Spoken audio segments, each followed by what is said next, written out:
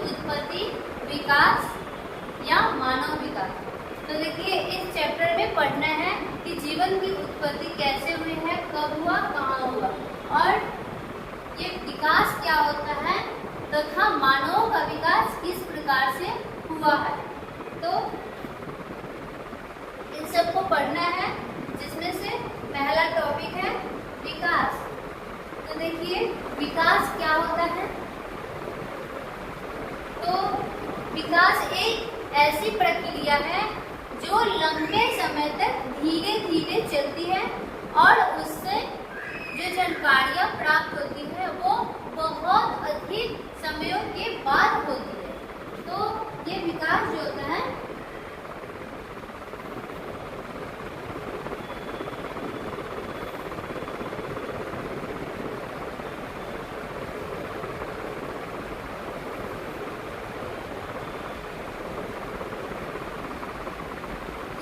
ये जो विकास होता है वो एक लंबी प्रक्रिया होती है जो धीरे धीरे चलती है और बहुत अधिक समय के बाद इससे जानकारियां प्राप्त होती है। जैसे आप देखिए यहाँ कि मानव में विकास कैसे होता है। तो मानव में विकास भी धीरे धीरे हुआ। पहले छोटे छोटे जीव जंतु बने, उसके बाद उससे जाकर मानव का विकास हुआ। ठीक वैसे ही पौधों में भी विकास होता है। तो आइए देखते हैं यहाँ कि मानव का विकास, जैसे मानव पहले इस स्टेज में थे, फिर इससे इस स्टेज में आए और उसके बाद ऐसे ही होते होते बहुत समय के बाद मानव पूर्ण रूप से विकसित हुआ, अर्थात मानव का विकास हुआ। ठीक वैसे ही देखिए यहाँ पौधों में भी विकास होता है। जैसे हम सबसे पहले एक छोटे से बीज को मिट्टी में दबाते हैं, उसके बाद वो बीज जो होता है कुछ समय के बाद उससे अंकुरन निकलता है। तो देखिए ये एक बीज को जैसे ही मिट्टी में दबाया गया तो यहाँ छोटे से अंकुरन इससे निकला। उसके बाद कुछ समय के बाद पूर्ण रूप से पौधे बनकर तैयार हुए और ये पौधे अब विकसित होकर एक फ्लावर का निर्माण किए, अर्थात ये पौधे से एक फूल का भी निर्माण हुआ। तब हम कह सकते हैं कि यहाँ पौधों में विकास समय के अनुसार हो रहा है। तो इस प्रकार से विकास की प्रक्रिया होती है। नेक्स्ट है ब्रह्मांड। तो आइए देखते हैं ब्रह्मांड क्या होता है। ये जो ब्रह्मांड है वो क्या होता है, इस बात को हम लोग जानते हैं कि आखिर ब्रह्मांड होता क्या है। तो देखिए सबसे पहले था क्या कि एक बहुत बड़ा गोला, ठोस गोला होता था और उसमें ताप बहुत अधिक मात्रा में हुआ करता था और ये ताप अधिक होने के कारण उस गोले का एक बार विस्फोट हुआ। तो देखिए सबसे पहले एक बहुत बड़ा गोला था, उस गोले में ताप जो था बहुत अधिक मात्रा में था, बहुत अत्यधिक ताप होता था। ताप अधिक होने के कारण इस गोले का विस्फोट हुआ। विस्फोट होने के बाद बहुत सारे छोटे छोटे पिंडों का निर्माण हुआ। तो यहाँ देखिए जैसे ही ये गोला विस्फोट हुआ तो बहुत सारे छोटे छोटे पिंड का निर्माण हुआ। उस पिंड को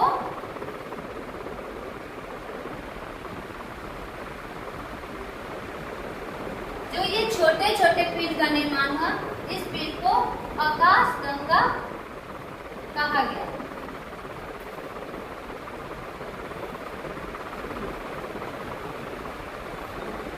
अर्थात देखिए जो ये छोटे छोटे गोले का निर्माण हुआ वो एक आकाश गंगा था। अब हम यहाँ कह सकते हैं कि जो आकाश गंगा होता है उनसे ही मिलकर एक ब्रह्मांड का निर्माण होता है। अर्थात ब्रह्मांड जो होता है बहुत सारे आकाश गंगाओं का समूह से मिलकर बना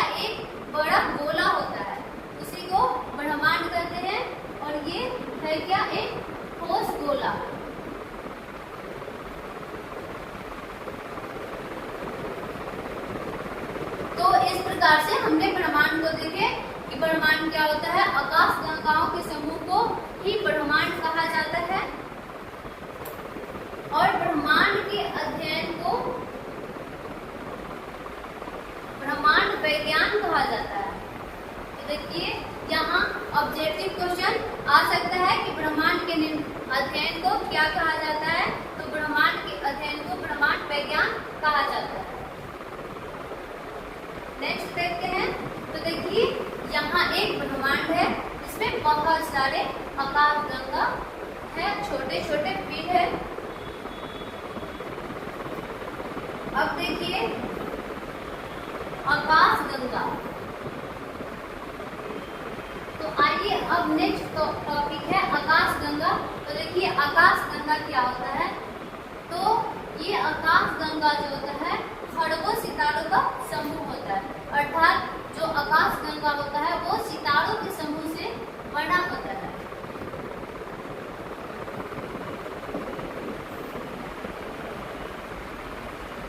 तो देखिए यहाँ जो आकाश गंगा होता है वो खरगों सितारों का समूह होता है और ये समूह जो होता है एक विशाल तारकीय तंत्र का निर्माण करता है, उसे ही आकाश गंगा कहा जाता है। और एक अनुमान के अनुसार बताया गया है कि ब्रह्मांड में लगभग 1.6 अरब आकाश गंगाएं हैं। तो देखिए अभी तक एक अनुमान के अनुसार ब्रह्मांड में कितने आकाश गंगाएं हैं, तो 1.6 अरब आकाश गंगाएं उपस्थित हैं। देखते हैं नेक्स्ट। आइए देखिए आकाश गंगा। ये जो छोटे छोटे तारे हैं वो सब मिलकर आकाश गंगा का निर्माण करते हैं। इनमें बहुत सारे तारे हैं। तो इन सब ये जो छोटे छोटे इसमें तारे हैं ये सब एक आकाश गंगा का निर्माण करता है, अर्थात ये आकाश गंगा है। उन्हीं आकाश गंगाओं में से एक होता है मिल्की वे, इसको हिंदी में दूध मेघला कहा जाता है। तो ये जो है मिल्की वे आकाश गंगा है। देखते हैं नेक्स्ट सौर परिवार। आइए सौर परिवार क्या होता है। तो सौर परिवार देखिए क्या है, जो हमारी आकाश गंगा होती है उनमें एक ग्रहों का समूह होता है, जिसमें बहुत से ग्रह होते हैं और वो एक ग्रह आपस में मिलकर परिवार का निर्माण करते हैं, उन्हें सौर परिवार कहा जाता है। तो देखिए हमारी आकाश गंगा में अनेक तारे होते हैं, जिनमें से सभी तारों का एक ग्रहों का समूह होता है और उन समूह को सौर परिवार कहते हैं। तो देखिए इसमें सौर परिवार मुख्य रूप से किसको कहा जाता है, तो ग्रहों के समूह। देखिए यहाँ ये जो डायग्राम है वो एक सौर परिवार है, जिनमें से 8 ग्रह का समूह है। इसमें एक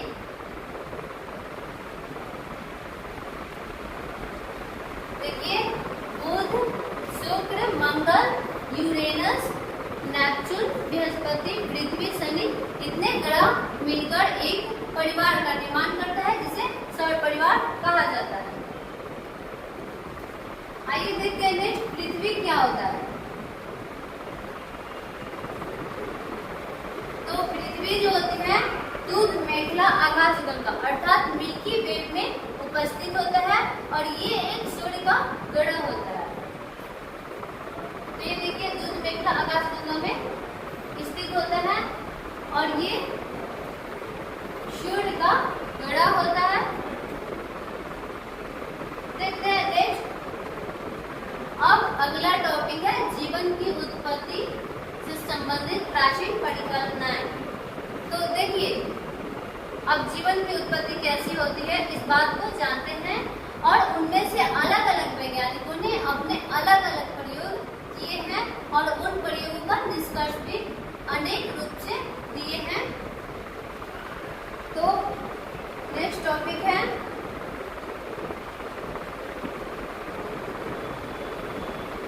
जीवन की उत्पत्ति संबंधित प्राचीन परिकल्पनाएं।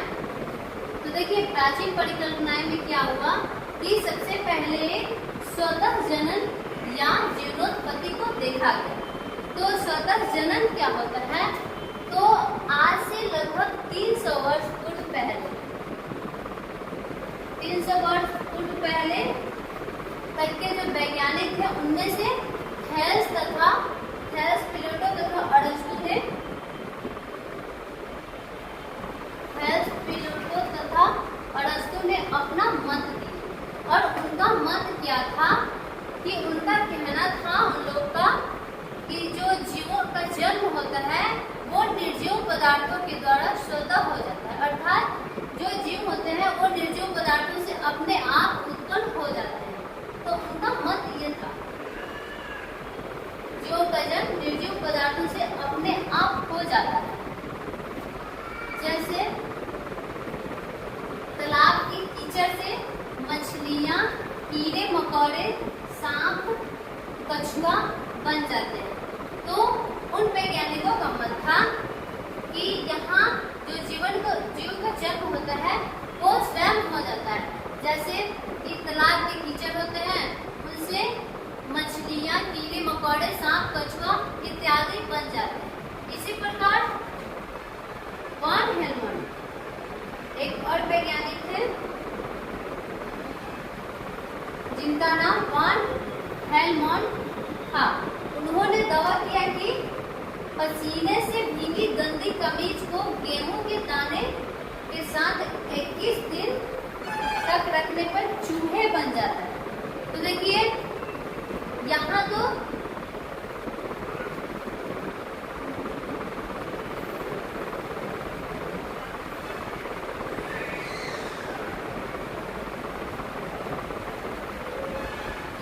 थेल्स और प्लूटो तथा अरस्तु का मत था कि जो जीवन की उत्पत्ति होती है वो स्वतः हो जाती है।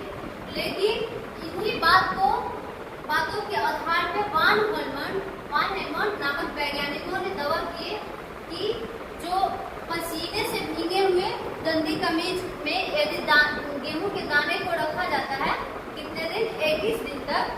यहाँ 21 दिन तक रखा जाता है तब एक चूहे बनकर तैयार होता है।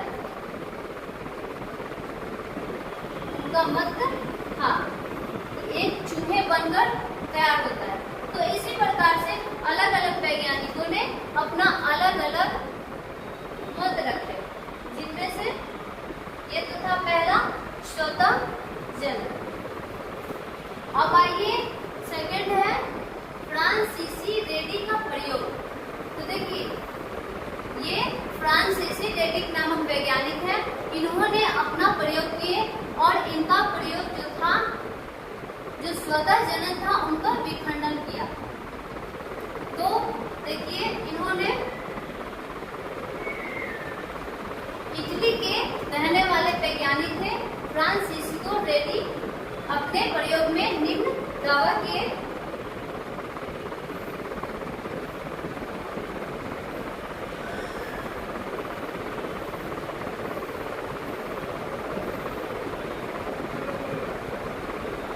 तो देखिए उन्होंने अपना प्रयोग भी किए क्या?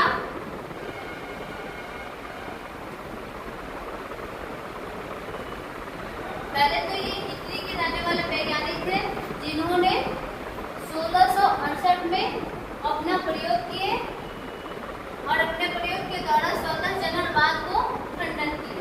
देखिए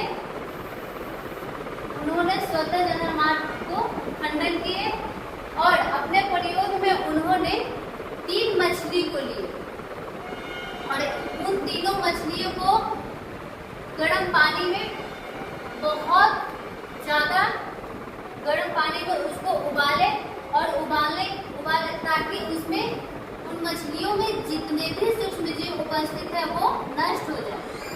और उसके बाद उन्होंने उन तीनों मछलियों को अलग अलग जार में रखे।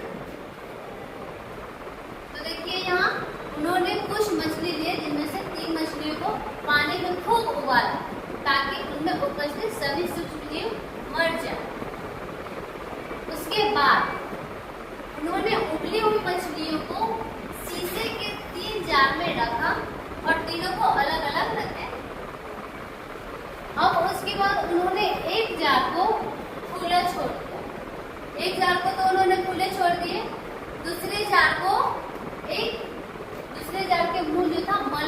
कपड़े से ढक दिए, अर्थात जो दूसरे जार था उसके मुंह को बंद कर दिया मलमल के कपड़े के द्वारा। और तीसरे जार का जो मुंह था उसको परचामेंट पेपर के द्वारा ढक दिया। यहाँ जो परचामेंट पेपर था उसके द्वारा चूहे से बांध दिए। उसके बाद उन्होंने देखे क्या अपने प्रयोग में, कुछ दिन बाद देखा कि जो पहले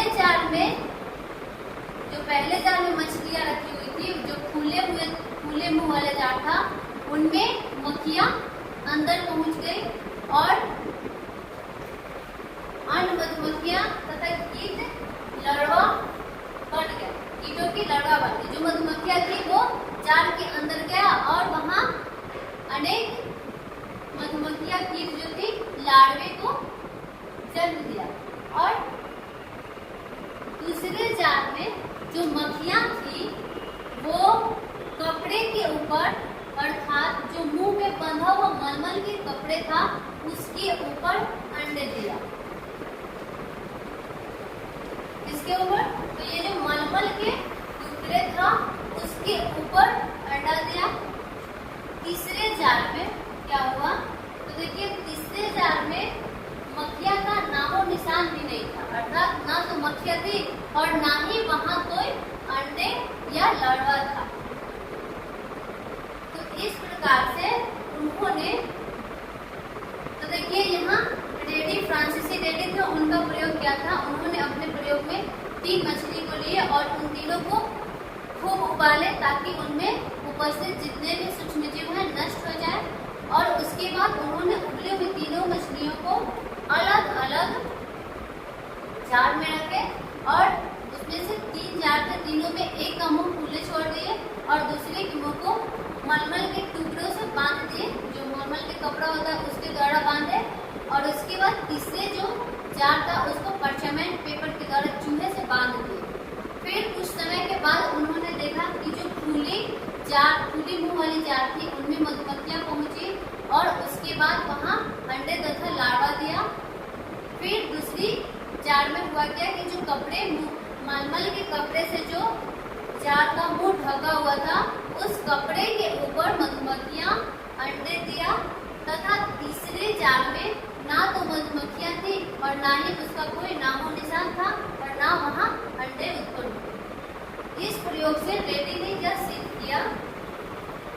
कर दिया कि मांस पर मक्खियों द्वारा दिए गए अंडों से ही लार्वा और उनके नई मक्खियां बनी।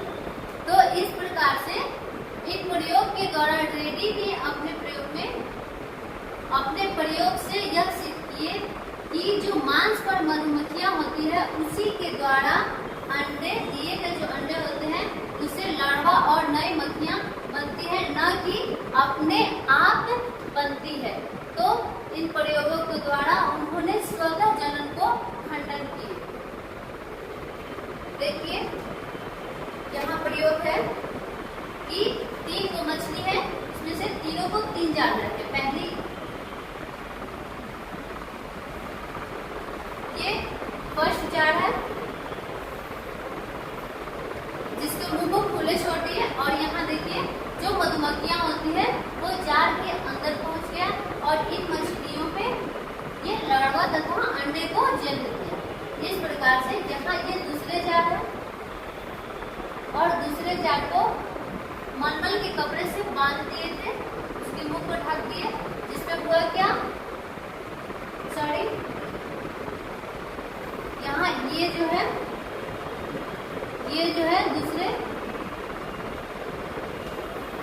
जार है और इन दूसरे जार में जो मलमल के कपड़े से ढके हुए था उस कपड़ों के ऊपर मधुमक्खियां यहाँ अंडे तथा लार्वा का जन्म दिया, लेकिन नीचे नहीं आया क्योंकि ये कपड़े से ढका हुआ था।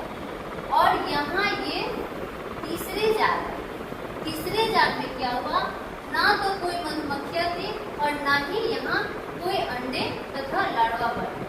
तो इस प्रकार से ये रेड्डी का प्रयोग था और उन्होंने अपने प्रयोग से सिद्ध कर दिए कि जो यहाँ जीव की उत्पत्ति होती है वो स्वतः जनन नहीं होता है, अपने आप नहीं होता है, बल्कि पहले वातावरण में उपस्थित जो भी जीव होते हैं उन्हीं से होता है।